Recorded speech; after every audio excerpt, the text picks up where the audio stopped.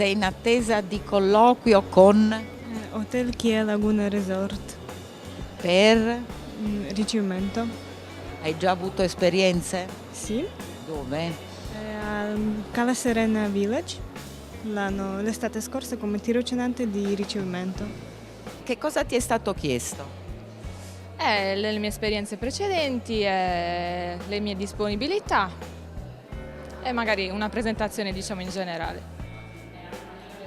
Tu hai portato il curriculum? L'ho mandato su monster.com. Mi hanno chiesto di parlare di me, hanno verificato le mie conoscenze linguistiche e appunto abbiamo parlato delle mie esperienze precedenti. Nei colloqui effettuati in queste giornate avete già individuato delle figure?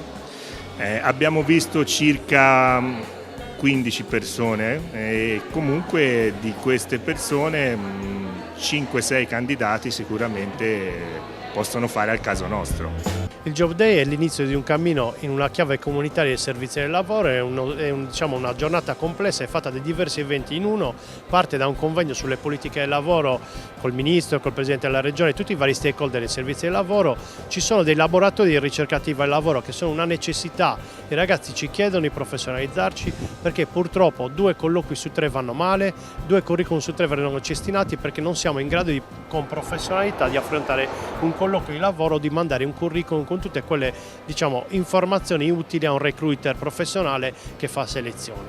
Nei laboratori abbiamo circa 500 ragazzi che chiedono cos'è la web reputation, il personal branding, come fare un video colloquio, un video curriculum, quindi grande richiesta anche da questa parte. Culminiamo l'evento invece con dei laboratori tematici su 4 aree che sono gli indirizzi del programma regionale di sviluppo per costruire percorsi di alta formazione. Noi abbiamo un'eredità importante in Sardegna, il Master & Back, 196 milioni di euro spesi nella scorsa programmazione, lo stiamo ridisegnando in una chiave logica partendo dal basso, chiedendo a imprese, neolaureati e laureati qual è il master professionalizzante del futuro su cui vorrebbero investire e su cui la Regione investirà.